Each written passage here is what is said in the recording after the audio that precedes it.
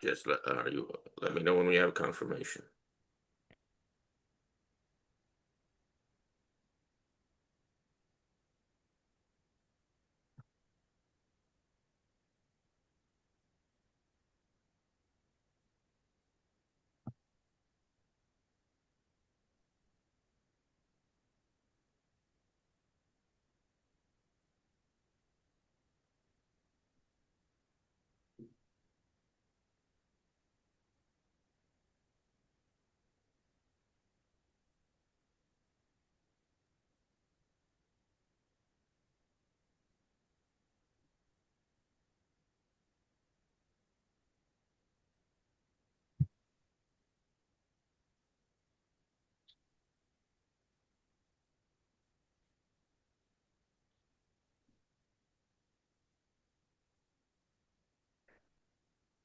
Chairman Thorwald, we are ready to go. Thank you for your patience.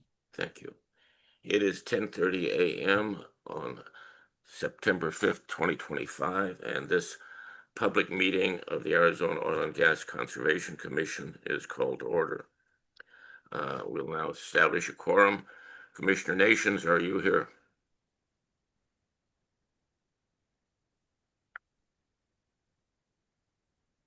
Commissioner Nations, are you here?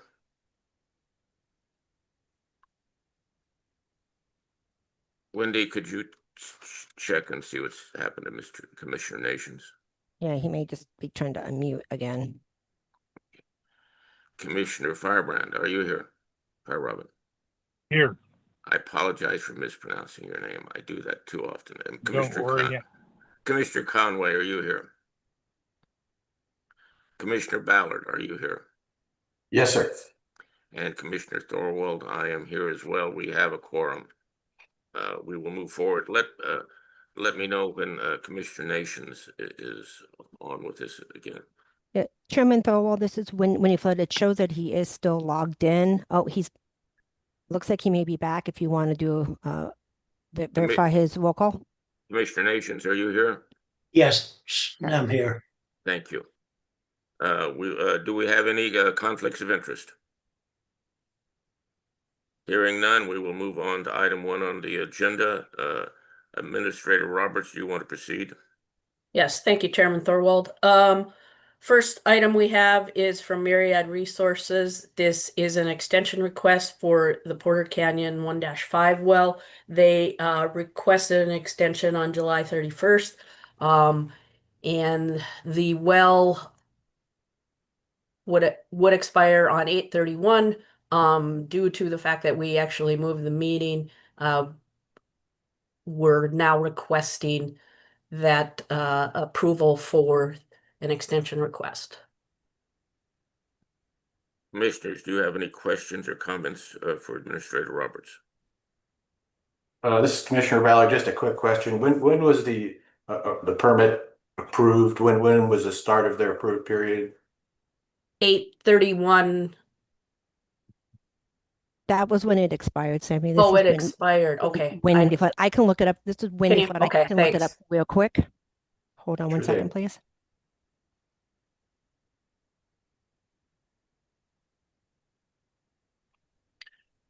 This is Commissioner Nations. I guess I missed it. What was the date of the expiration of the extension request? It was to be granted to.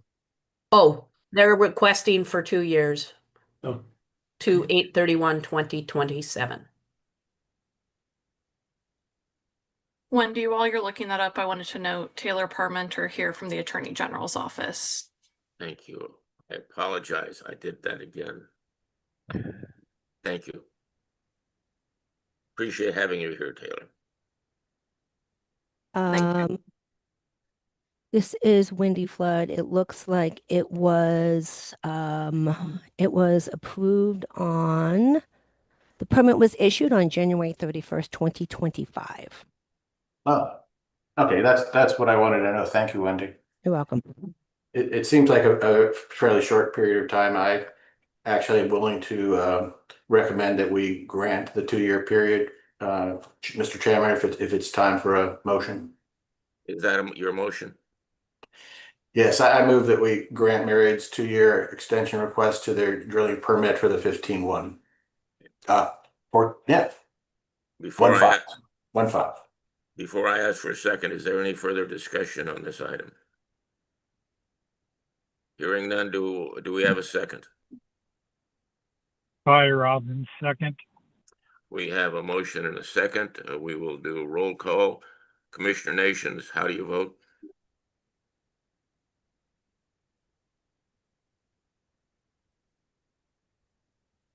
Is he still?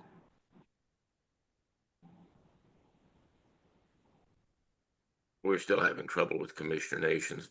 Commissioner Fire Robin, how do you vote? Aye. Commissioner Ballard, how do you vote? Aye.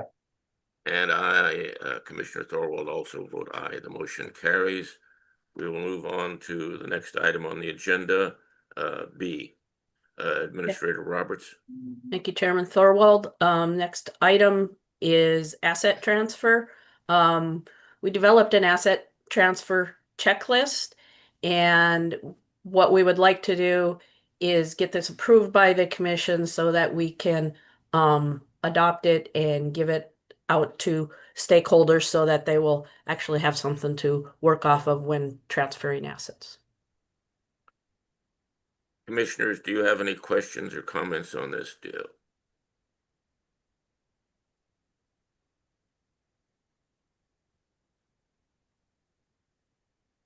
Hearing none, do we have a motion to approve it?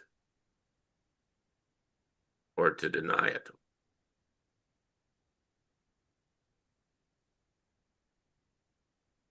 This is Commissioner Nations.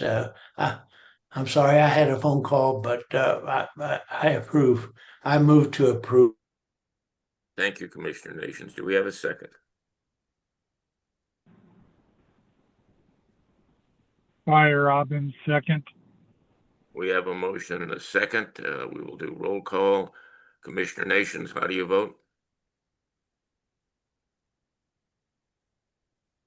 You're on mute, Commissioner Nations.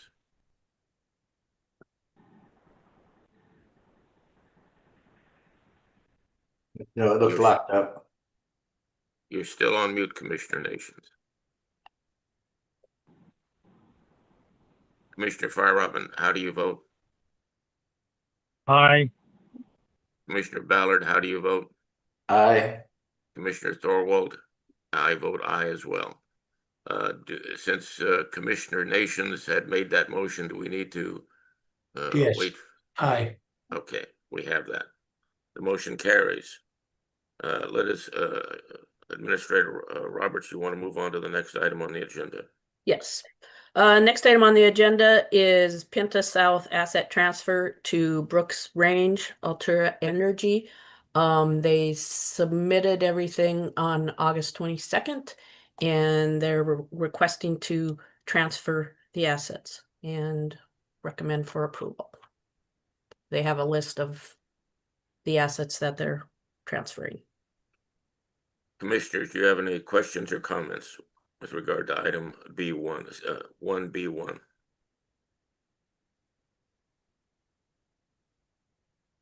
Hearing none, do I have a motion?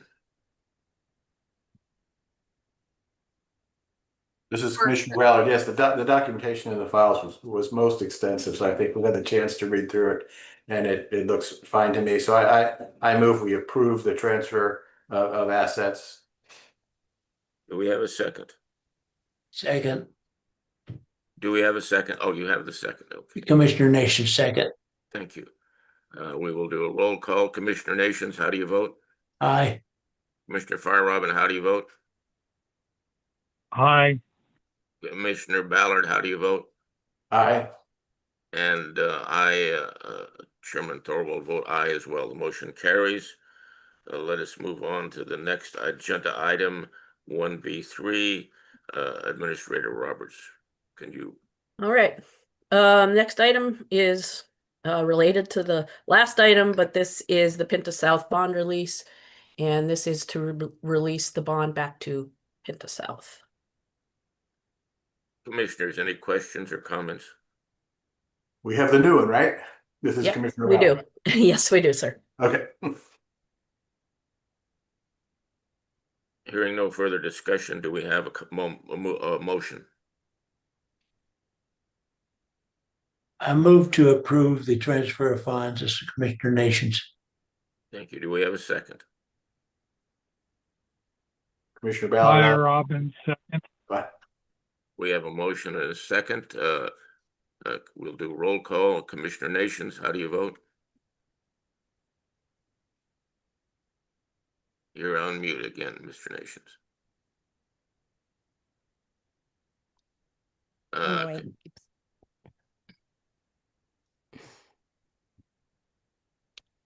Commissioner Firerobbin, how do you vote? Aye. Commissioner Ballard, how do you vote? aye. And Chairman Thorwald, I vote aye as well. Commissioner Nations, do we have you yet? He Wendy seems, Flood, Commissioner Nations, you're muted. we have enough to carry the motion, so let's move on to the next item on the agenda. This is Commissioner Nations. I'm having some trouble here with telephone calls and audios, so I hope I'm not. I hope I'm okay on that. And how did you vote on the last item? Aye. Okay, thank you. Let us move on to 1C, Administrator Roberts. Hi, thank you, Chairman Thorwald. I do not have any updates for item C or any updates for item D. Then we will move on to, well, on item C, rules and legislation, time frame for updates. I would like to see us move that. Commissioner Ballard, do you have some comments? Commissioner Ballard, I know it's kind of clumsy doing this during the main meeting, but I actually had some corrections to the Form 9s, the applications to plug. Perhaps I can do them very quickly. Well, we're not there yet, so we're still on item C and D. So, with regard to rules and legislation timeframes. So, if you could hold for a minute, I'll talk about C for just a minute. On the rules and legislation timeframes, we need to get those in the sooner the possible if we're going to do anything with regard to that, and that'll come up later in our discussion. So we'll now move on to item 2 on the agenda, orphaned well program. Administrator Roberts, you want to talk about that? Yeah, the Orphan Well program, I believe Mr. Grinley will be taking over from this point. Mr. Grinley, would you please proceed? Good morning. It's Jim Gurnley with ADQ. So the next item on the agenda is a well marker. Micah, are you on the phone call right now? Yep, there he is. He will be having a short presentation regarding the well marker update. Thank you. Yeah, it's Micah Spencer with Tetra Tech. So an issue came up on well markers in agricultural areas, primarily when we're looking to move to Yuma and even the southeastern part of the state. So, the state regulation in Arizona wants a 4-inch diameter pipe at least 4 feet above the ground, which we've been doing on all of the other locations. But in areas where they're growing crops, that could be an issue with equipment, and so safety and environmental. So started looking at a literature or legislation review from other areas, other states. The first one we looked at on the next slide was California. So typically they cut off the casing 5 to 10 feet below surface of the ground and then place a steel plate welded on the circumference, which typically has the same information that we put on our upright pipe. And then in Colorado, they fill up to the cellar, which is typically 5 feet deep. So similar depth, and then weld a steel plate or a screw cap on the casing. We also looked at Kansas, and we selected these states because they have a lot of agriculture as well. And in Kansas, they typically have nothing visible on surface and return everything to grade. So they put the plate below ground surface as well. So next slide, we actually have the Arizona regulation.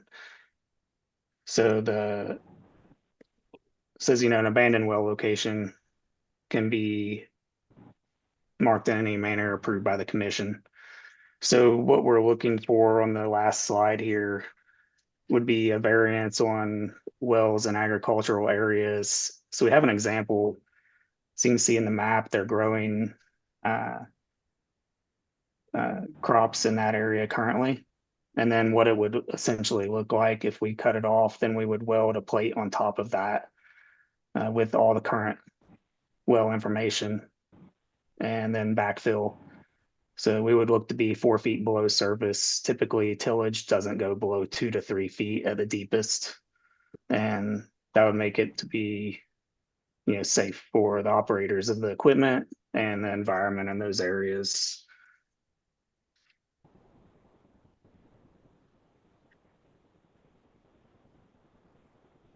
Thank you. Commissioners, do you have any questions or comments? Mr. Nations here. Yeah, My concern is how do you find that well after this is done? That'd be magnetometry, which is how we're finding a lot of the wells currently. And they're accurate enough. Yeah, we've dug up several based on anomalies, even from drone magnetometry. Okay, And thank you. it'd be a larger anomaly too, based on the plate being welded at the surface. So it should be easy to see that way. And we're not going deeper for that reason. We'd still want to be able to find it in the future if needed.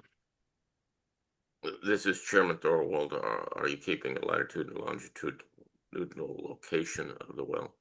Yeah, we have the GIS current coordinates. They take a latitude, longitude when it's plugged, and that's submitted on the post-plugging reports. Okay. Commissioner Fryerobin, to comment. Go ahead. I had kind of the same thought Commissioner Nations had, and it's kind of nitpicky, but insert the word magnetic before metal plate just to be sure you're specifying something that you can use, the magnetometry to locate.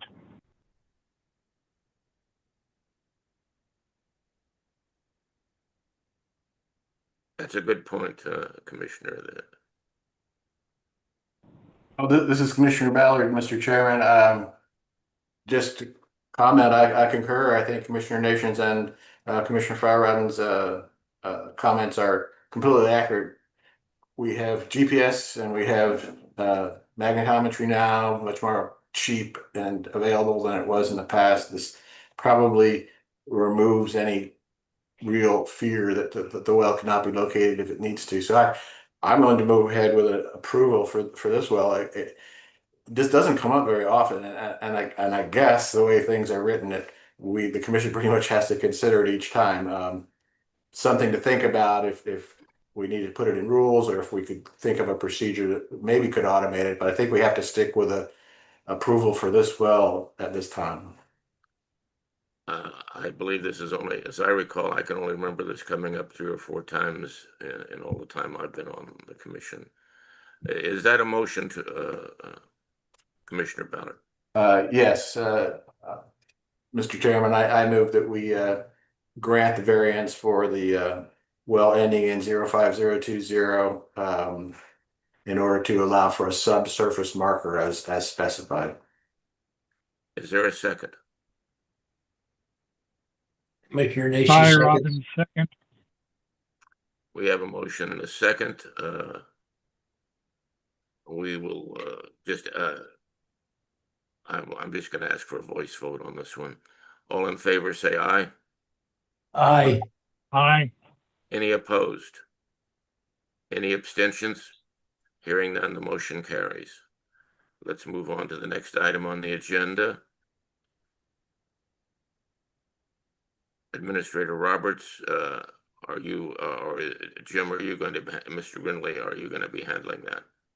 Yes, sir. This is Granley with ADQ. We're bringing up to the commission our request to add 2 wells to the for pre-approval. These wells are handled by HydroGeoChem, and their priorities are to keep the drillers busy. And one of them, I believe, it's an open well. Could you give us some details, Melissa, if you're in the call? If you could also blow those things up a little bit for, right now, I need my magnifying glass to see what's Yes, on the this is screen. Wendy Flood. This is the original pre-approval list that was done back in May. So what Jim is referring to is Melissa's going to talk about 2 wells that they want to add to this pre-approval list, and she'll explain why. So this week we went out and we excavated for these 2 wells. One of these we no longer need to add to this list. That is the I just found out this morning, 001 05071 is not there. There is no casing to plug. But the other one, which is the Beaver Dam one, which is in Mojave County, 015 05013. We did find it is an open hole. It is on a woman's property, and it is ready to be plugged. We have had a difficult time getting an additional rig into Arizona because unfortunately both Tetra Tech and us are using the same driller Drake, and they have a limited amount of rigs. So when one is busy with one, they really can't do the other. But we're bringing another rig over from New Mexico, and they're going to be plugging a well, and we'd like for them to move immediately on to 05013 so that we can make sure it gets plugged before the grant ends. Thank you. Commissioner, do you have any questions or comments? Well, this is Commissioner Valerie. That's no problem if we want to go this route, if this will expedite things to get it on the pre-approved list. And I can't quite do it as fast right here on the screen, but if you shoot it over to me, I will do the technical review as authorized by the commission, and I'll turn around in just a few minutes.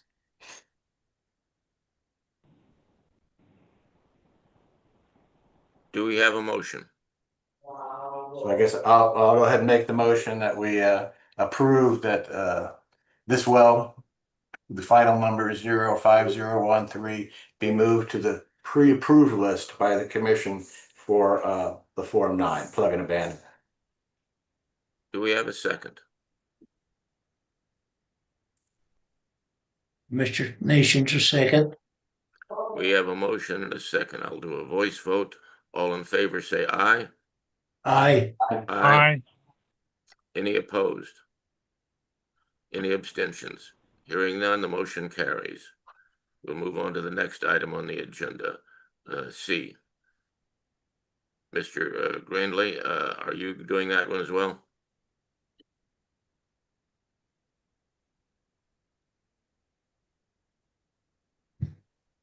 Or is Administrator Roberts doing it? Mr. Ginley's the applications to plug. Yeah, These are for orphan wells. So go ahead, Jim. Yeah, we have 2 applications to plug.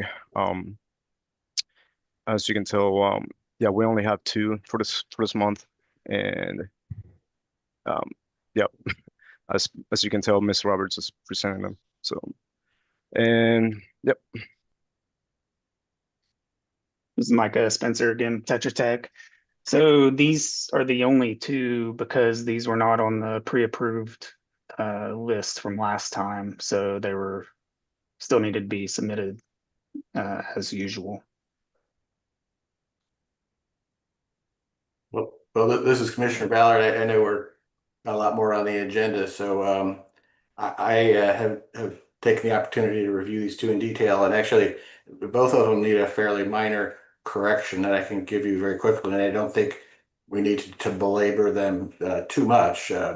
On both wells, by relying on the well files, we ended up with a slightly erroneous top for the Coca Nino. For the first one, I actually found where this depth was located in the file. It was handwritten in very large letters, and it was just completely wrong. So for the first well, the 05028, really we want to go with a top of the Coconino about 920 feet, as opposed to what's here, and then we would use the depth appropriately, 50 foot above and 50 foot below the Coconino to go ahead and set a plug. I'm saying it would be approximately 1278 to 870. You can double check that, but that will probably make the necessity for what's now called plug two unnecessary. It was up where the Coconino was believed to be, and there's no perforations in this casing, so we're really free to just dedicate the plug to the Coconino. Just to confirm, you said 920? Yeah, 920. You can take a look at things if you want. I get a thickness of about 200 to 250 feet. It's always kind of hard to pick the bottom, but that's why I'm taking it all the way down, including the 50 extra feet, to about 1278. And I think that's actually the base of the casing. It just seemed just as easy to go ahead all the way down to there if you drilled that deep. And the top of the plug would be 870. I can send you this by email or something if there's any question. Is this for well 05028 or for 00074? This is for 05028. Okay, I just want to make sure I'm showing the right paperwork. Yeah, Thank see you. there, the Coconino's top is 434, and I'm changing it to 920. Then I'm ready to go to the second one really quick. Micah, do you have any other questions? Did you get that? No, I wrote it down. I got it. Thanks, Mike.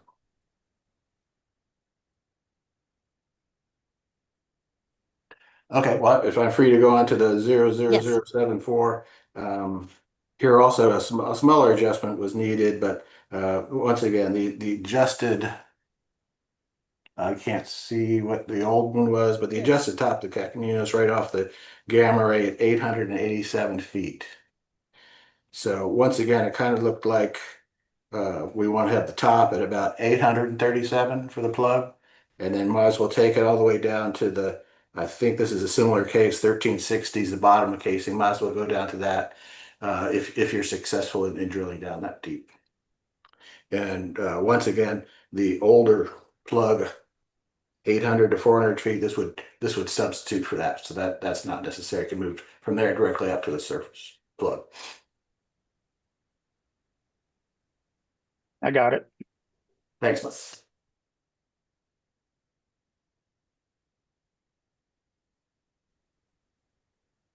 Any further questions or comments? Do we have a motion?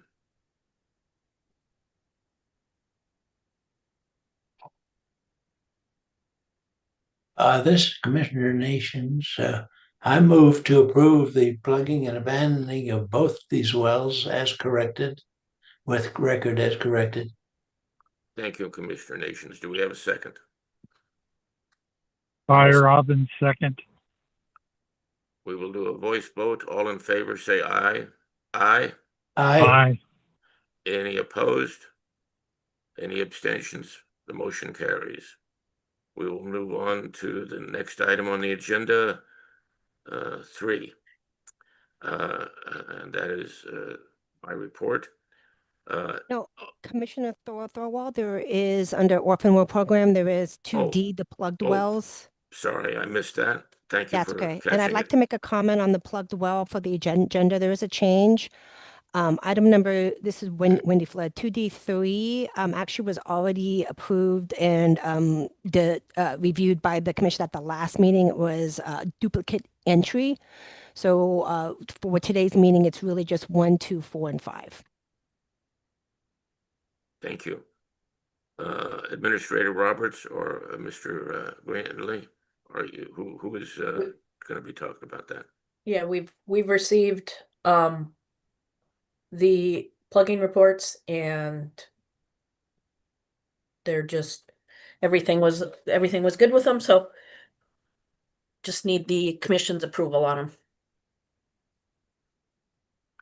Commissioners, do you have any questions, comments? Well, this is Commissioner Ballard. Mr. Chairman, I've had the chance to read through all 4 of them, and they do seem fine. We had some disappointments, tried to get into a 100-year-old well and didn't make it very deep, but that's kind of some things that happen, and I appreciate the success. We modified a Form 9 for the 20286 well up in Cave Creek, and they succeeded in making, I think, a much more safe plugging procedure on that well. So they all look good to me. Any further comments or questions? Hearing none, do we have a motion?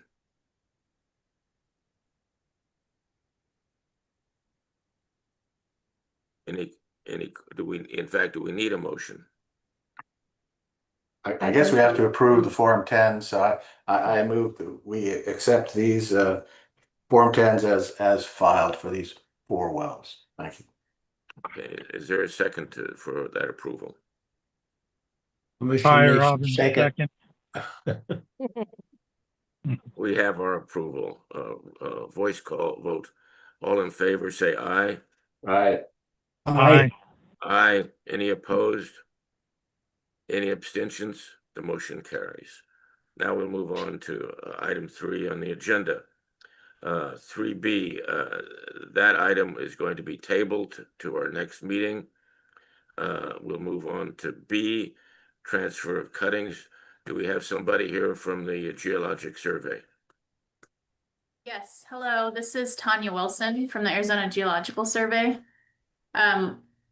AZGS is proposing to adopt, maintain, and utilize the Oil and Gas Conservation Commission's Cuttings Repository, which is currently held in the basement of the ADEQ building on Congress Street in Tucson. So this collection was formerly maintained by the Arizona Geological Survey from about 1950 until it was transferred to ADQ in 2016. So the cuttings repository consists of approximately 400,000 samples from about 4,400 water exploratory and oil and gas wells. And they're currently stored in wooden drawers and cabinets in that room. And it takes up about 500 square feet. So if approved, the Arizona Geological Survey would integrate the cuttings repository with our current core repository, effectively managing them in its entirety. We would update and modernize the collection by inventorying it, making it searchable and available for public use and access. And this data would be incorporated into our subsurface web viewer for public consumption as well. So we intend to additionally apply for a data preservation grant to help fund any work associated with integration of these samples into the collection. And this collection would be open to additional cuttings on a per well basis. And of course, the details of the transfer would need to be addressed. Thank you. This is Chairman Thorwald. Do you have the facilities to move that into, and would that be in Tucson or Phoenix? It would be in Tucson. Do you currently have that facility, or are you still trying to acquire it? We currently have a core repository at our offices, but we are in the process of getting a larger facility that could house the cuttings as well as additional cores that we have in storage. Assuming that you get that, would this be contingent upon getting that larger space? My understanding is yes. Thank you. Now, would you be taking care of the transfer to the larger space, or would there be any cost to the commission? To my knowledge, we would be taking care of it, but I think that's still kind of open for discussion. Commissioners, you have questions or comments on this?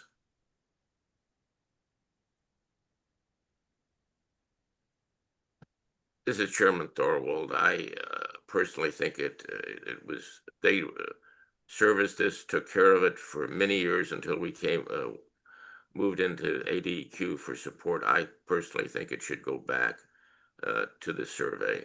I think it would be helpful, and it would eliminate our need to have somebody to go to Tucson to show this. I think it would be much better. This is Commissioners, Commissioner Nations. go ahead, Commissioner Nations. Sorry to interrupt. You might have actually been discussing this.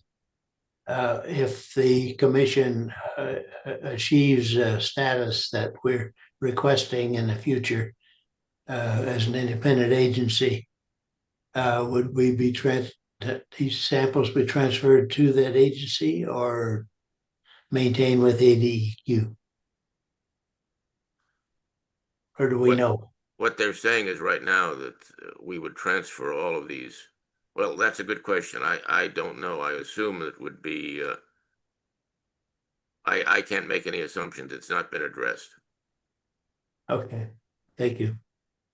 But if we transferred this, approved this, contingent upon further discussion as far as not being of any cost to the commission, I think we should have a vote on that so that a contingent upon them getting a larger space and no cost to the commission, that we should approve the transfer of the core samples and the cuttings to the survey.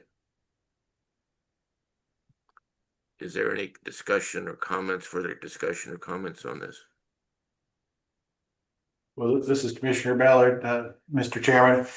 It really does look like an attractive long-term plan. It's great to see it all integrated, great to see it in a facility that is larger and used to handling some requests and examination of cores and chips. I don't think what we have set up now is really what you call user friendly. I think I've actually heard at least one complaint that the access is not really funded. It's really actually hard to utilize the samples. So I guess that would be one question: is what kind of time frame are we talking about? Is this something we could hope for near term? My understanding is January would probably be around the time frame we're looking at. So within the next year, but it's a detail that we'd have to again discuss. Yeah. Thank you. Administrator Roberts, would these be, can you enter into more detailed discussions after we vote on this if we decide to transfer it to coordinate those efforts?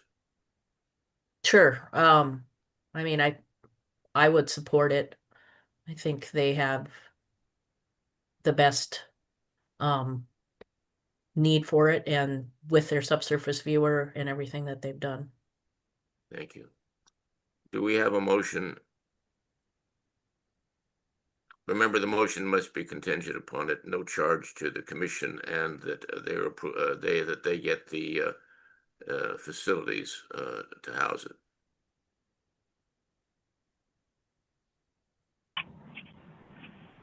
Well, this is Commissioner Ballard. I will try. I move that we approve the transfer of samples back to the Arizona Geologic Survey, contingent upon their completing this new space that they're talking about getting, and it can all be done without incurring costs to the commission. Do we have a second? Commissioner Nations, second that. Fantastic. We'll do a roll call. Commissioner Nations, how do you vote? Aye. Commissioner Firerobin, how do you vote? Aye.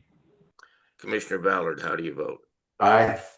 And this is Chairman Thorwald. I also vote aye. The motion carries.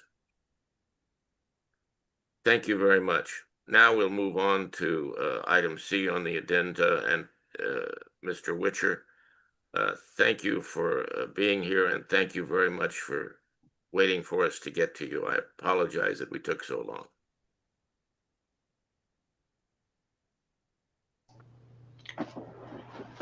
Oh, thank you, Chairman Thorwald and Commissioners. It's a pleasure to present some geothermal to Arizona.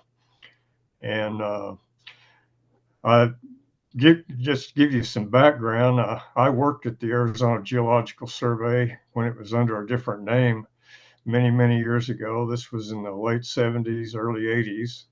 And the group I worked with, Claudia Stone and Dick Hammond, we put together geothermal maps and reports on Arizona, some of the initial surveys. And what I'm going to cover today is the enhanced geothermal technology. And this is something that as we go through this, you'll see this is very important. And then I'll end up with some thoughts on Arizona potential using EGS. And this first slide, what you're looking at is the Alpine Federal well. It was drilled near Alpine Divide. And this was probably the first hot dry rock test well drilled in Arizona. And this was done when I was at NMSU. It turned out we weren't the prime contractor on this. The Arizona Solar Commission, they were the ones involved in this, and they didn't want to put a contract together with NMSU. So we went through the drilling contractor, which is Tonto Drilling out of Salt Lake City. And the results of this well were rather interesting. We got down to 4,500 feet and encountered 173 Fahrenheit water, which is about 78 degrees centigrade. And the upper part of the hole in the tertiary volcanics and volcanic clastics, we had a high temperature gradient of 60 to 75 degrees centigrade per kilometer. And that's a pretty high temperature gradient, but it's due to the low thermal conductivity material that we're drilling through. John Sass at the time with the U.S. Geological Survey in Flagstaff, he did work with the cuttings and determined thermal conductivities. And so the heat flow on this is about 90 milliwatts per meter squared, which is that's pretty high heat flow. And it's equivalent to what you'd see in the Basin Range to the south in Arizona. Next slide. Why geothermal? Well, one of the main reasons is it has a very high capacity factor.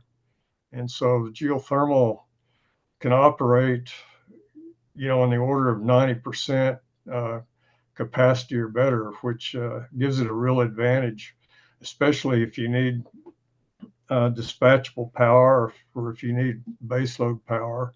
It operates 24 hours a day, 365 days a year. Next slide. And this is very important also, is it has a very small footprint. So if you have a section of land with today's drilling technology, you can put several wells into one well pad, and basically the rest of that land is available for any other use that you want to put it to on the surface. And so I use a footprint here, and geothermal would be the small red foot down in the lower right-hand corner. So this is a very important feature for geothermal also. Next slide. And we're going to focus on geothermal power, and the way that works is that you use an organic Rincon cycle power generator, and the way that works is you bring up hot water out of your well and you run that through a heat exchanger that's connected to the power unit, and you heat up another fluid, which is usually an organic fluid like isopentane, That turns to a gas, and that runs your turbine, and it comes down through the condenser, and it goes back to a liquid. And so you have a closed loop there. And then at the bottom, with your geothermal system, you have your production well, and then that water, after the heat's extracted, is placed into an injection well in the subsurface.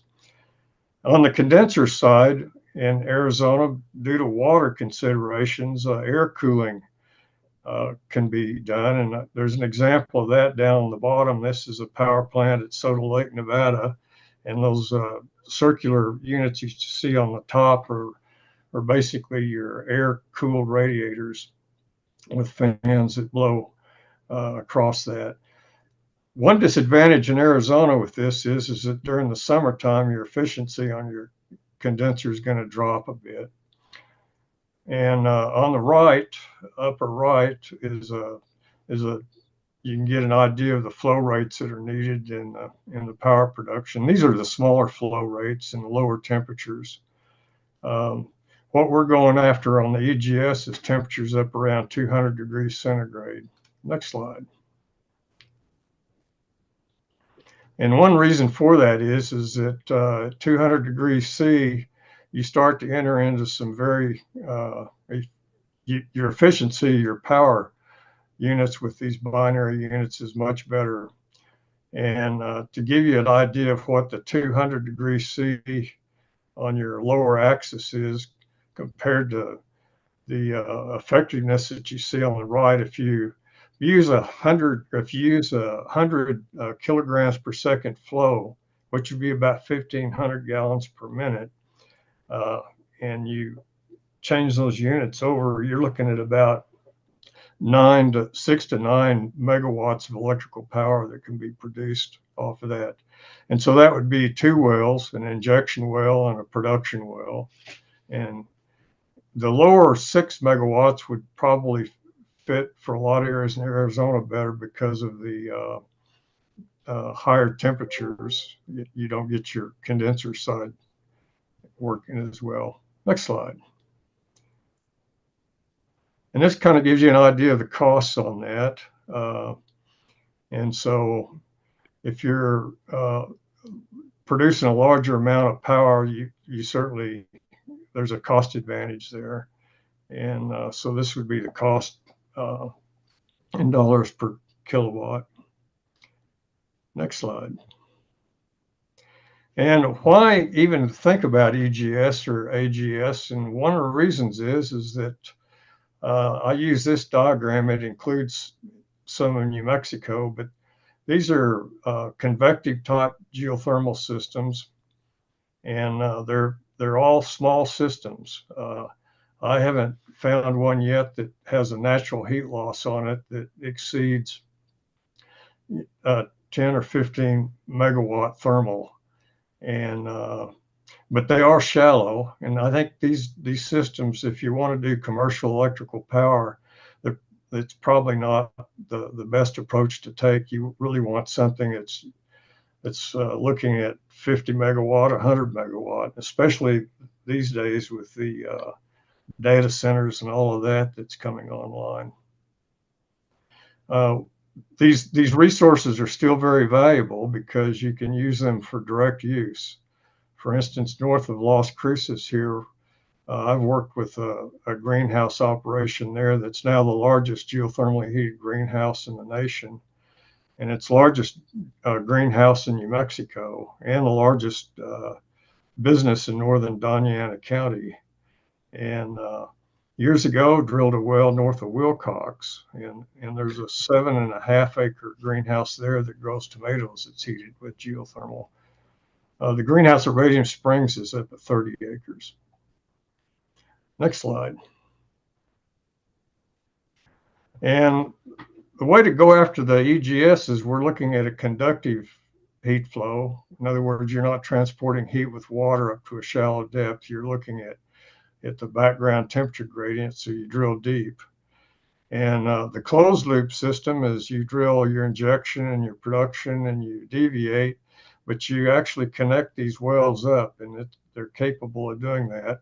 There's a company out of Canada, Ivor Resources, that is doing this, and they currently are developing a system in Germany that's actually working and producing this. They started with a pilot plant in Canada, and one of the issues with this is it's your drilling expense is pretty high, and the other issue is that you don't get as good a heat back to the surface from the subsurface as you would with some other methods. The method that I'm going to talk about is really where we drill an injection well and a production well, and you connect these wells up with stage hydrofracking. And you can start at the toe of the horizontal and put in as many as 20, 30, 40 stages, and you can have several fractures that come off of each stage, and you create a fairly productive artificial reservoir. And Fervo Energy right now is doing this in southwestern Utah, and they've got a system that will probably be coming online next year that'll be producing as much as 200 megawatts of electrical power. Next slide. And one of the ways that you can do this is you have these flex drive or flex top drive electric rigs. And these flex means that you can move that rig around fairly easily from one drill site to another on a particular drill pad. So you don't have to spend money and time remobilizing your drill rig from one well site to the other, which is a real advantage. This is technology that's really been refined out on the Permian Basin there in West Texas and southeastern New Mexico. And another advantage of this is you can use DC and AC motors for different types of requirements for torque. Your direct current motors, you can use those for items that require a heck of a lot more torque than you normally would. And the other part of that is these top drives allow you to rotate much faster, and you also have much more precision on control of weight on your bit. And so the drilling technology has really come a long way in the last 20 years. Next slide. And one of the other features that's really interesting with these is the PDC drill bits, which is a polycrystalline diamond composite. And that really stands for the buttons that are on here. It's basically a drag bit with these buttons embedded on it. And these bits were actually invented by Sandia National Lab in Albuquerque during the hot dry rock project that Los Alamos had at Fenton Hill in the Jemez Mountains. And after all of this, the oil industry adopted this technology and have refined it down to a fine art. And it allows you to drill at much higher rotation speeds, and you can put much more weight on a bit. And it also has no moving parts, so you don't have bearings wear out in really stressful drilling environments. And also one of the other things is the cuttings tend to come out in smaller sizes and much more even sorting of sizes, so that it's easier to clean out the hole. Next slide, please. And one of the things that has come along is they've got downhole motors and technology to drill horizontally. And this kind of gives you an example of how they would do the horizontal drilling, but you come in and you do stage plug and perf, which means you go in and fracture a zone, and then you plug that off, and then you hydrofrac, and then you come back to the next site. And then at the end of all of that, you go in and drill out these plugs, and then develop your artificial reservoir that you've developed. Next slide.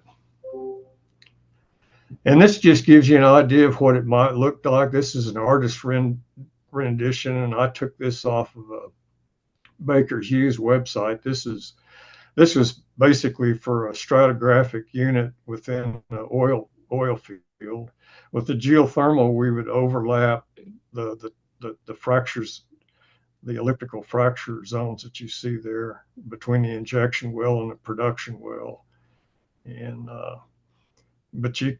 so you can place a lot of fractures in there, and this can all be done very economically these days.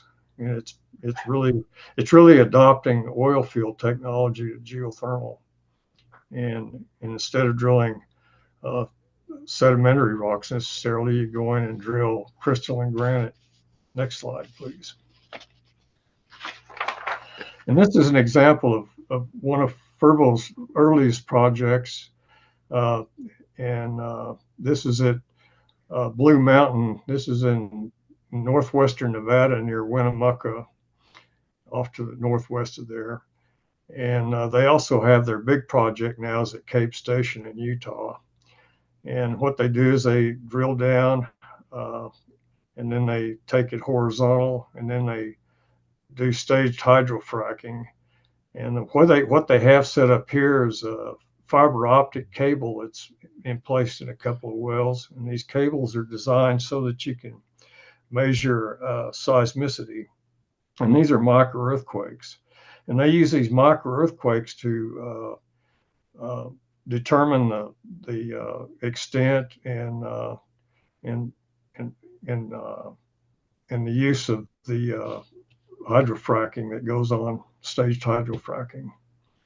Next slide.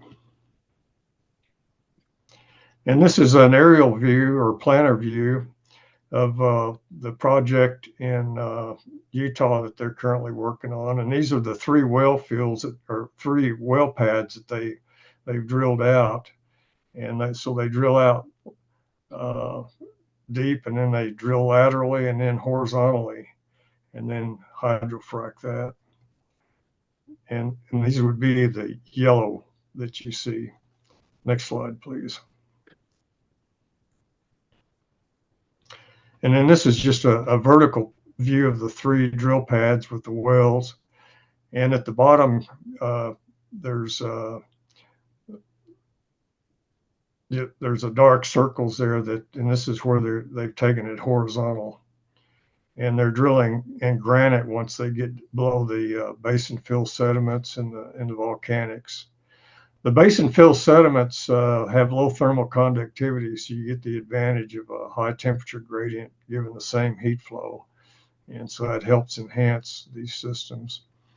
And they're at 200 degrees C, roughly at about 8,000 feet in these holes. Next slide. And one of the processes, and this comes out of the oil field also, is their drilling rate. Once they get into an area and determine the best way to tweak their equipment, and their bits, and their mud program, and their bottom hole assemblies, the drilling rate really increases. And here you're looking at 14,000 feet of drilling done in 20 days. And so that starts to make the economics for this look very interesting. And the ones that took the longer, those were the first projects that Fervo did at Project Red in Nevada. And the Cape, the Porsche drilling right there was the first well that they drilled. There's an inflection in the change in the drilling rate at about 7,000 feet, and that's where they changed out their tools and went to drilling horizontal. Next slide. And this is just another example of the closed loop system. Next slide. And what's really important with this the EGS when you're looking at drilling very deep is the regional heat flow becomes one of the main parameters you look at besides the type of rock you're drilling. And so heat flow, conductive heat flow, is simply the product of the thermal conductivity and the temperature gradient. The red areas that you see on the map and the brown areas, these are the prime areas for doing EGS type projects. In Arizona, most of the state is covered with that, so there's good potential there. Next slide. And this is just an example of how heat flow would be measured. You can drill shallow wells and even deep wells, but you'll go in and make a detailed temperature measurement, and then you'll determine what the thermal or the temperature gradient is, and then the cuttings, you can have those measured for thermal conductivity, and so you get your conductive heat flow. Where you have any water flow in the subsurface, if the water flows upward, you'll increase the temperature gradients above it, and where you have downward water flow or recharge, you'll decrease the temperature gradients above it. But we're really interested in the conductive heat flow and getting below any water influences of convective water flow. Next slide.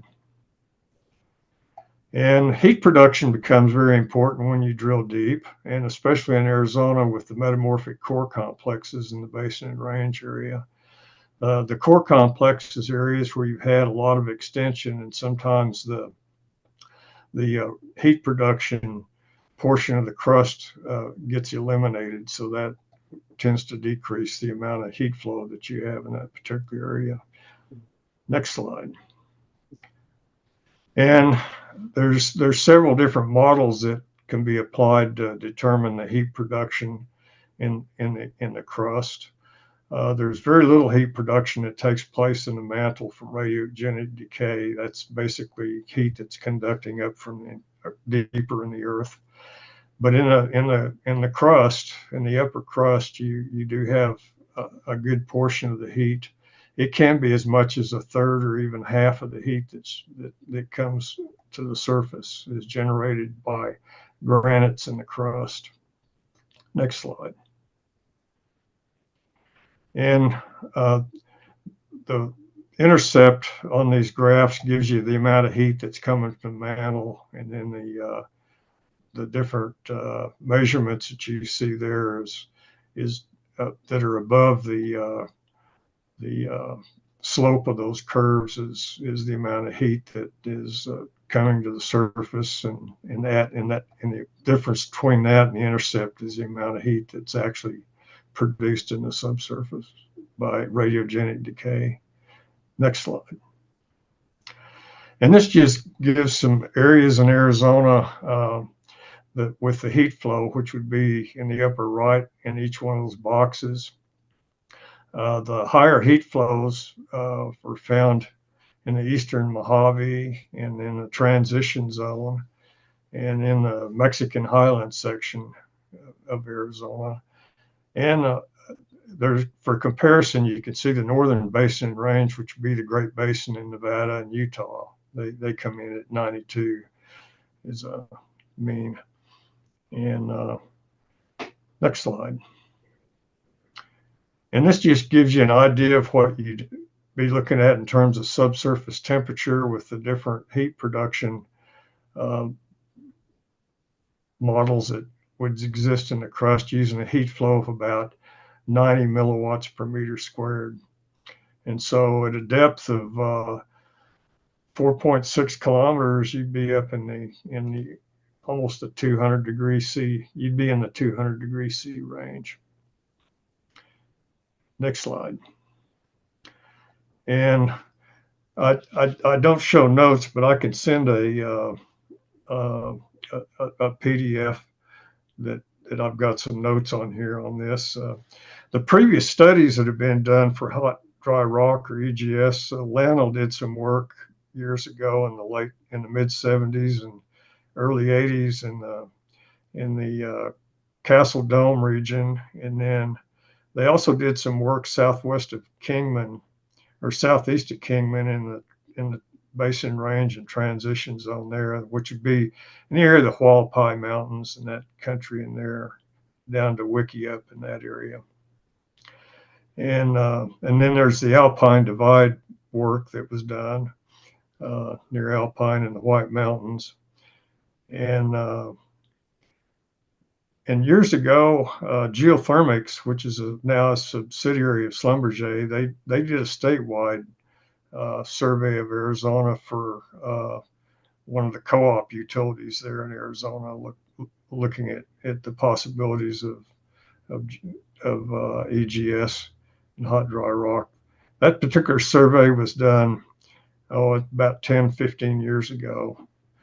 And then in more recent years, a company out of Texas, Greenfire Energy, they did some work up in the St. John's Holbrook region. I don't know much about that, but I just know that they did some work in that area, but I don't think anything has ever come of it. The areas that are most favorable for geothermal in Arizona would be the Proterozoic or Precambrian granites and the Laramide mid-tertiary granitic intrusions. And I like these granitic intrusions because if you can find the ones that tend to be structurally isotropic, in other words, they have the same fracturing and structures going in all directions, that makes drilling deep into that much easier, and it also makes the prediction of where your fractures are going to go when you do your hydrofracking. And part of those studies is people they understand the stress field, the regional stress field, in a very detailed way too when they're planning a hydrofracking. And the areas that you'd want to look at would be the areas where the heat flow is certainly greater than 90 milliwatts per meter squared. And there are a lot of areas in Arizona that probably looking at 100 milliwatts per meter squared or better. And if you can find areas that are buried beneath a kilometer or more of basin fill where you get that enhanced temperature gradient coming in from the surface to the depth, those are really good areas. The metamorphic core complexes, which would extend basically diagonally across Arizona, just south of the transition zone in the basin range. A lot of those areas may not be that favorable due to the heat production zone has been eliminated. But those areas are probably fairly small in extent, so there's still a large amount of area to look at there. And certainly to tie this up, I think the potential in Arizona for EGS, we're looking at hundreds of megawatts electric, maybe even gigawatt. So it's going to be something to be looking at in the very near future. And the drilling costs, since they've come way down, and the technology for the binary is much better and lower cost now. It's not unreasonable to be looking at costs of electrical power less than 10 cents a kilowatt hour, maybe even down as low as 6 cents a kilowatt hour. And so if there are any questions, I'd be happy to answer them. Jim, this is Commissioner Nations. That's absolutely fascinating. Thank you very much for doing that. I have a historical question.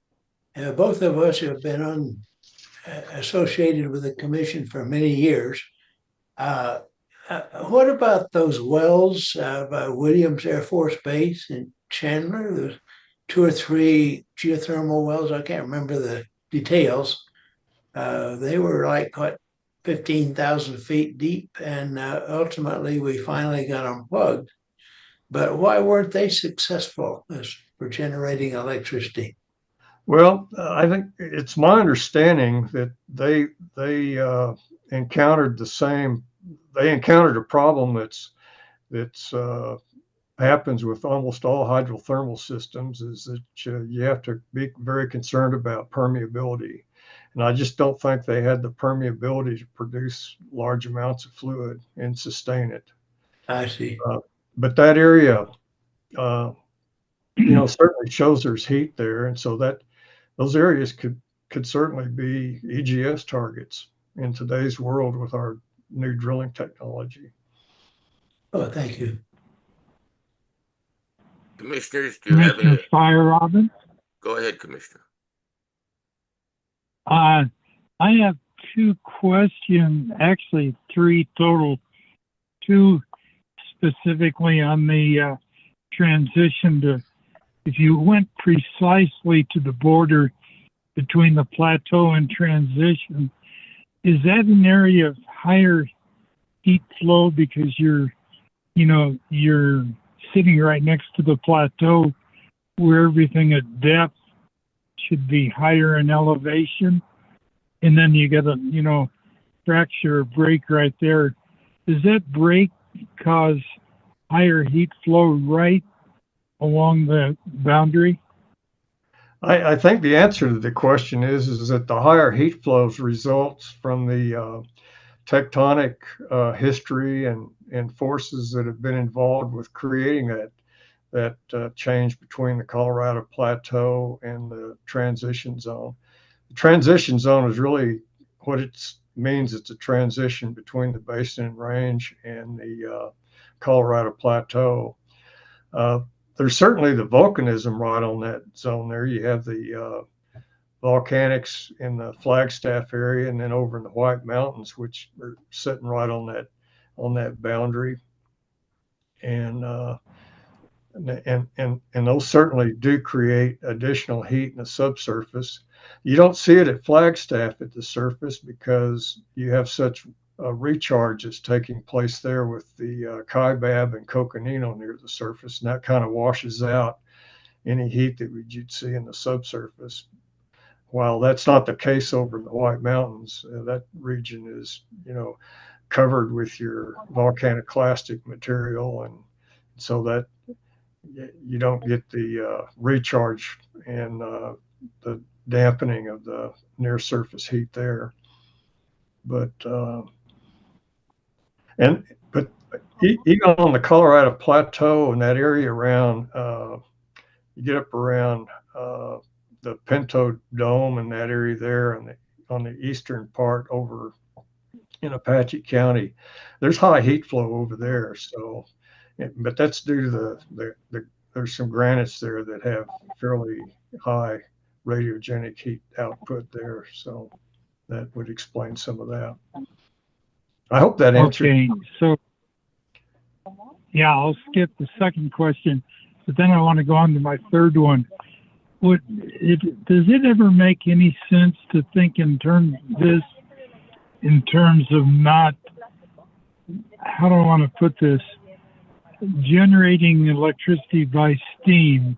You can take groundwater, heat it from whatever temperature it is in a coal plant to generate steam, or maybe you could take these fluids, which get you maybe halfway to the temperature to generate steam, which does, save you some heat input to get that steam. Does it make any sense to think of these as kind of a halfway step instead of a full step towards, steam generation? Am I kind of explaining myself clearly?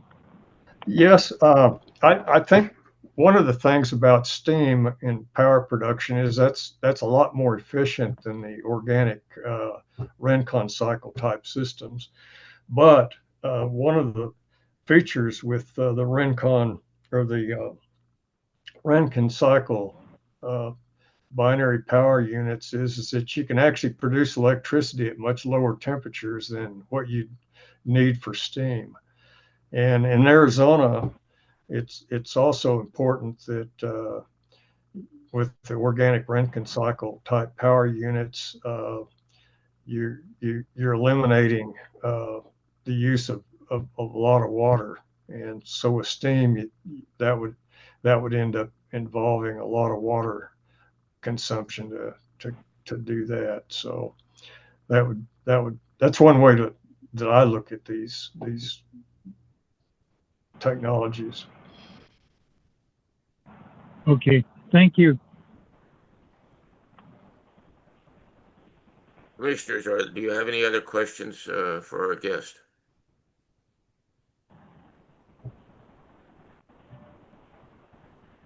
Jim, thank you for your presentation. If anybody has any additional questions, can they reach out to you? Oh, certainly. And I'd be happy to answer any more questions it during that time frame. Yeah. Thank you so much. I really do appreciate your presentation. It was very nice, very informative. Well, thank you, Chairman, and thank you, Commissioners. Thank you.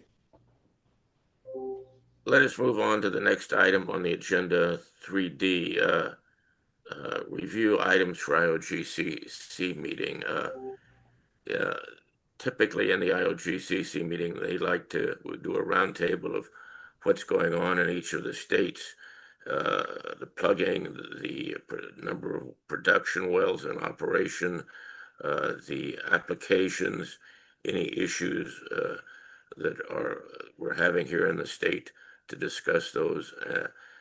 If we could put something together for that you could give me before I leave on the 19th for the IOGCC meeting, that would be great. Yes, I can do that. Commissioners, is there anything you would like me to present at the IOGCC meeting to the other states?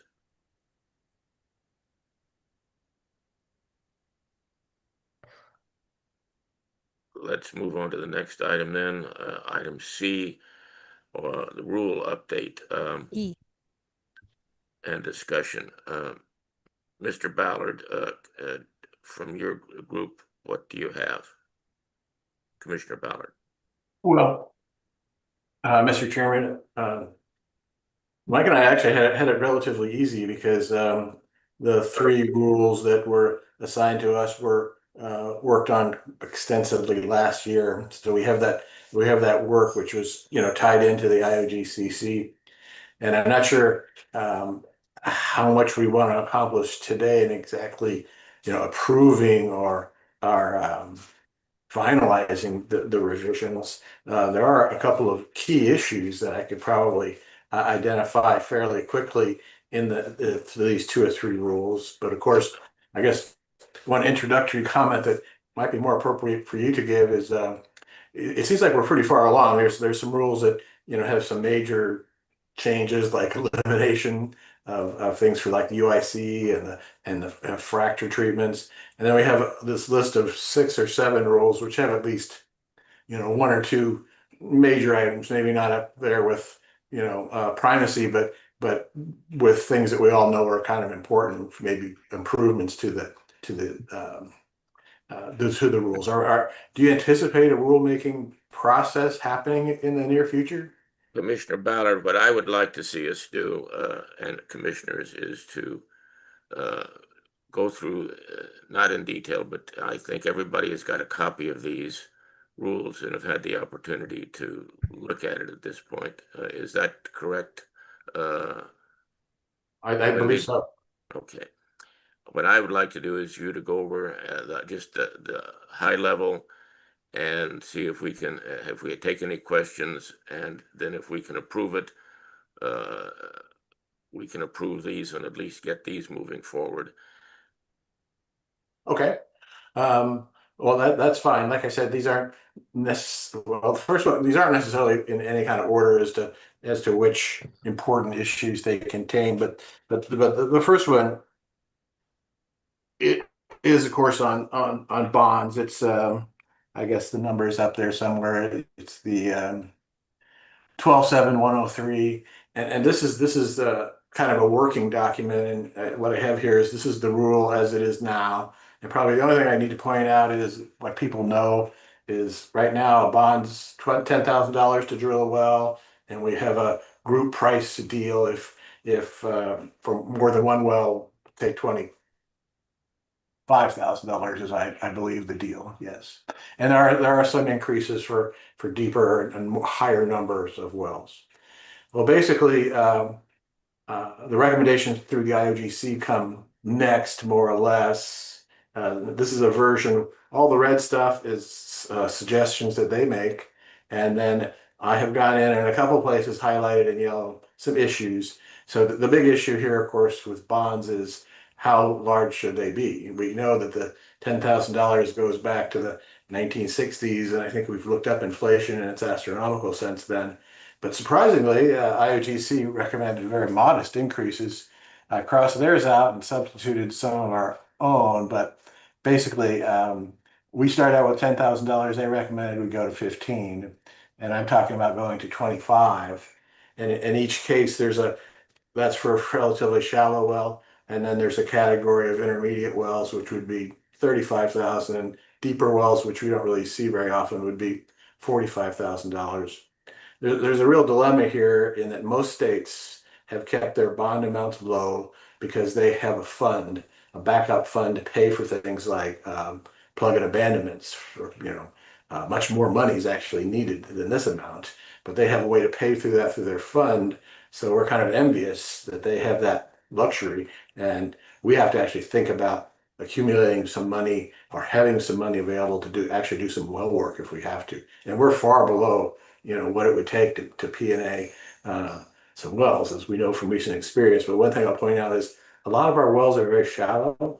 We have production wells being drilled at 1,000 feet, 1,200 feet, and even an exploratory well for us is typically under 4,000 feet.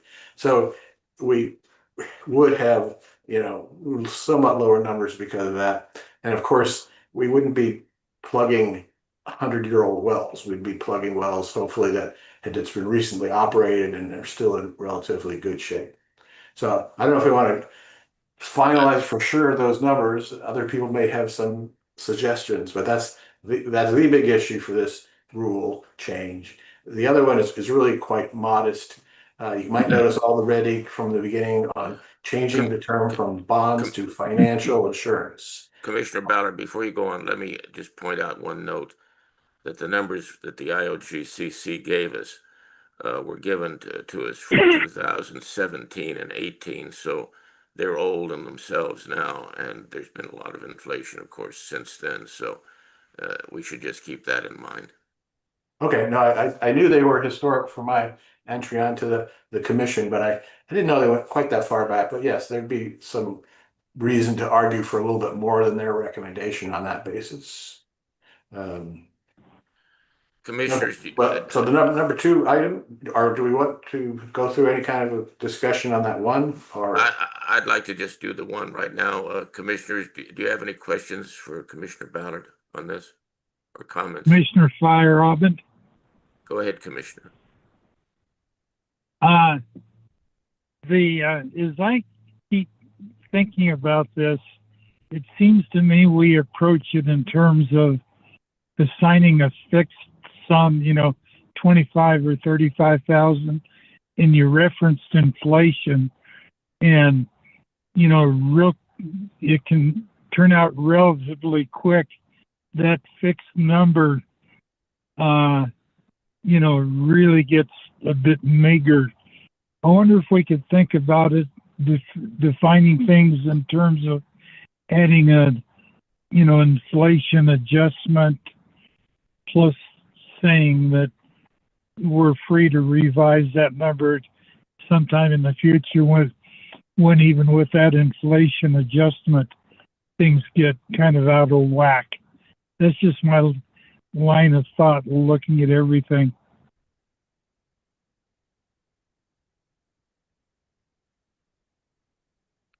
Any other comments?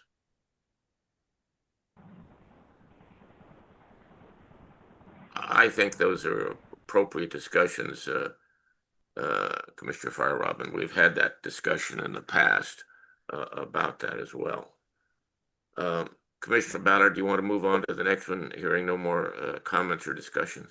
Okay, well, the next is fairly minor. You can see everywhere where the word bond previously was, they suggest the word financial assurance. And the reason is they wish to add financial mechanisms instead of bonds, particularly certificates of deposit.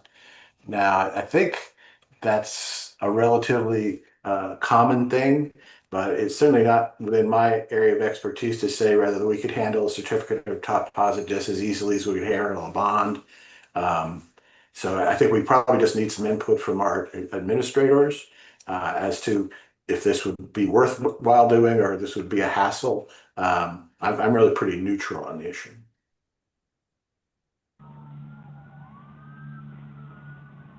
Comments? Yeah, Go ahead. I mean, I agree. I'm neutral on it too. Okay. So. I have noticed I believe other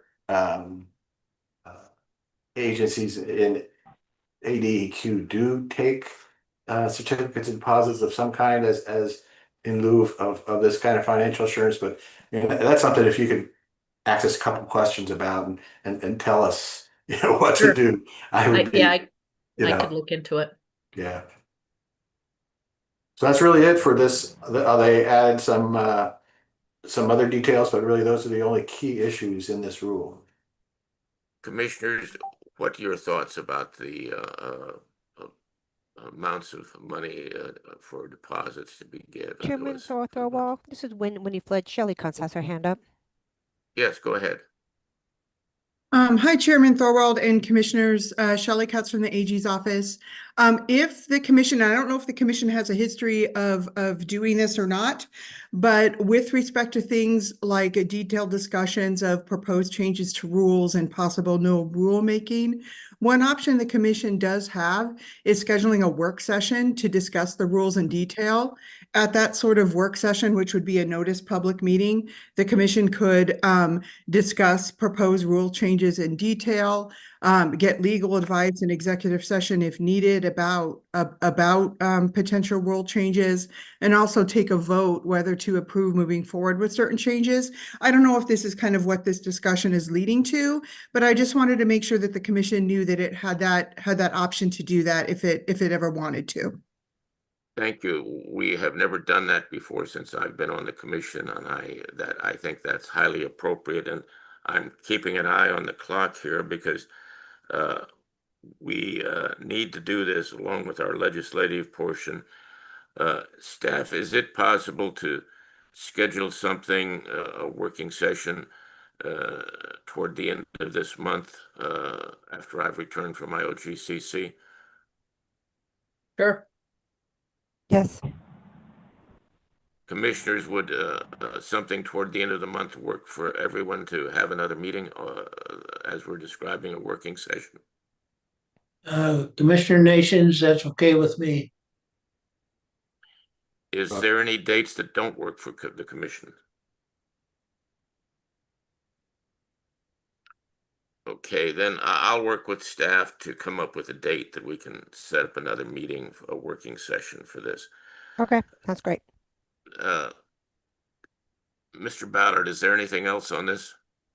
Well, that completes this rule, and I actually agree. Maybe a dedicated meeting would, allow us to have a little bit more back and forth and not feel under time constraints and actually finalize our, vote on and to say yes, that this should be the basis for entering into the rulemaking process. Okay, that sounds good. Let me move on to the next one on the agenda, item F, the legislation.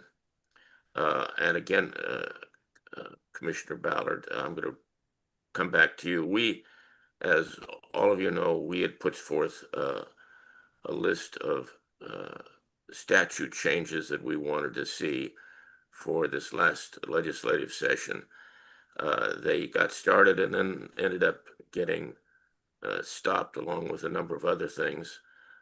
I would like to see us resubmit those for this legislative session without any additional changes in those. What does the commission think? Commissioners think about that? And Commissioner Ballard, could you talk about what it was and refresh everybody again? Well, once again, I can be brief. I think we shared with the commission before the two laws that were proposed on the Senate side and moved forward at least some distance. One of them was the SB 1444, which had a lot about the commission in it. And then SB 1733, which was a little more restricted in the issues it addressed. The first one, 1444, became a fairly complicated proposal. I think we should at least think about simplifying it, or if that's exactly the approach we want to take. And working in the Senate committee, it became kind of a big bill, I guess you could say it. I think we came in, the commission's points that we mainly wanted to address, of course, were the issue of permits fees, which unfortunately are fixed in statute for us, and the whole thing about the fund, which I've already referred to and everybody knows about. Fixing those things, which I think there's really pretty broad support for, were our high priority. The senator, in working with other parties, other than issues other than the commission, ended up adding in quite a bit more. There were fundamental changes to basically it would allow for the fund, but it would change a little bit the financial structure, the administrative structure of the commission, and it got into the issues of exceptions for the aquifer protection permit, which are in themselves really quite complicated. So I think we ended up with quite an extensive bill, and I think we should at least discuss the strategy of presenting something quite so complicated. But the other bill was smaller. It mainly addressed the exceptions to the aquifer protection program, which, if you recall, it was a very broad language bill that they then have added exceptions to when they came to situations which weren't really that appropriate. Things like pipelines and things like that ended up getting exceptions. I didn't even think they thought about helium wells when they went through that process. So getting it listed as an exception is certainly a good possibility, but I don't know, if it stays separate, maybe it should be separate and make it a little simpler to digest these bills. Thank you, Commissioner Ballard. I personally think that we should submit all of them again in the larger bill, but separate the exceptions for the injection, the exclusions of certain things into a separate bill so they're not tied together. But what I would like to do is get an approval from the commissioners to move forward with the same things that were previously approved by the commission to move forward with in the legislation, to do it again. And maybe we don't do it all in one bill, but multiple different bills.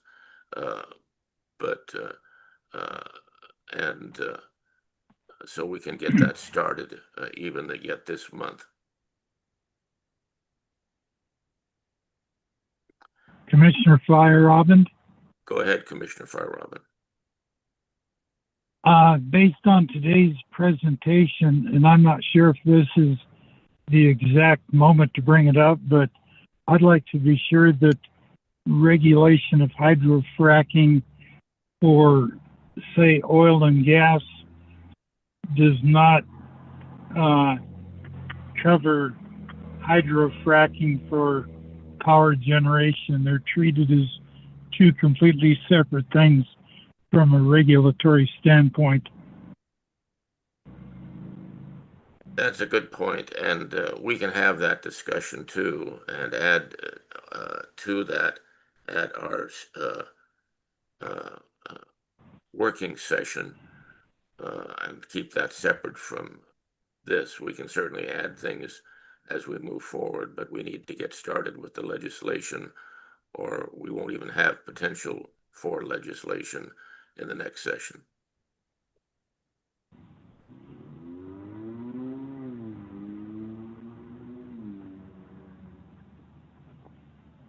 And anything like that you think needs to be brought up in that working session, we should do. In fact, the pieces that you have, and Vice Chair Nations has the rules, we should add that too. We want to divide this into two categories. Rules are separate from the statutes, and they're not combined in this in any way. The statute changes are more narrowly focused, and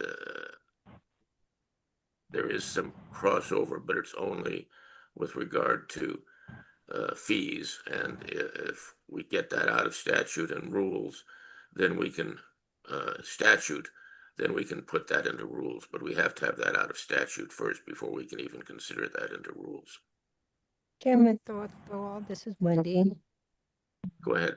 Yeah, I'd like to recommend that this discussion on the legislation aspect for the SB 144, SB 1733, and the item that Fire Robin brought up be part of your work session to view it more and maybe go into more details. Then let's go ahead and do that and just get that scheduled at the end of the month. Okay.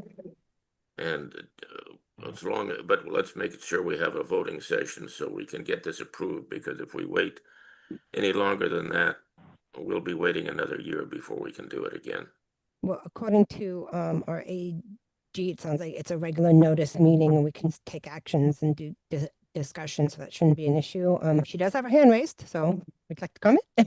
No, that is correct. You can create an agenda for the work session that's divided up into rulemaking and statutory items to be discussed separately. I'm happy to meet with you offline and talk about how we create the agenda with sufficient specificity per the open meeting law, but you can have that agenda. And then you can have an item to take legal action after your discussion, because it is a regularly noticed public meeting. And you can also put on the agenda an option to go into executive session to get legal advice on any of those items before you go into the public session and vote on anything, in case the commission does need any legal advice about legislation or rulemaking. So I'm happy to work with you to put that together.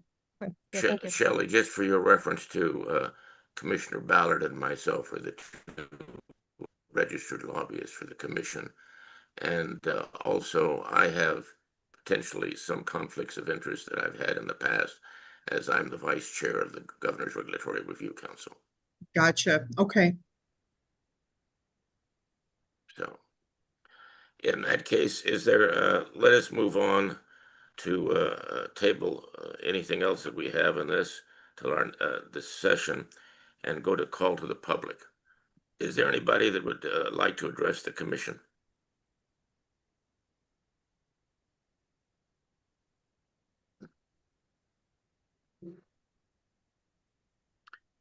Hearing none. Yes, go ahead. No, I was gonna say, I don't see any hands raised. Yeah. So unless somebody is trying to unmute.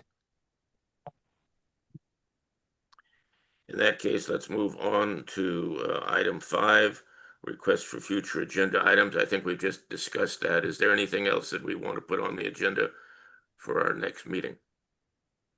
Well, we have 2 meetings. This is when you flood. We have the work session, and then we have a normal meeting that I believe is scheduled for October 10th, I believe. Yes.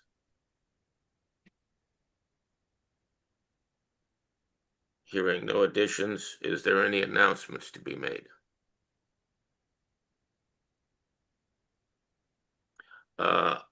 One announcement that I have is that the AZOGCC is finalizing the CO2 sequestration, and that will be voted on at AZOGCC meeting. So that will also need to be included in our working session and for voting on as well. So does that mean that we need to have the meeting before you leave? No, that's after I come back. Oh, I just want to make sure. Thanks. That's after it's been approved by AZOGCC. Oh, gotcha. Okay, thank you. Is there anything else before we adjourn? In that case, it is 12:07, and this meeting of the Arizona Oil and Gas Conservation Commission is adjourned. Thank you all. Thank you. Thank you. Wendy, could you give me a ring and we'll work out a time? Yes, that's fine. Thank you.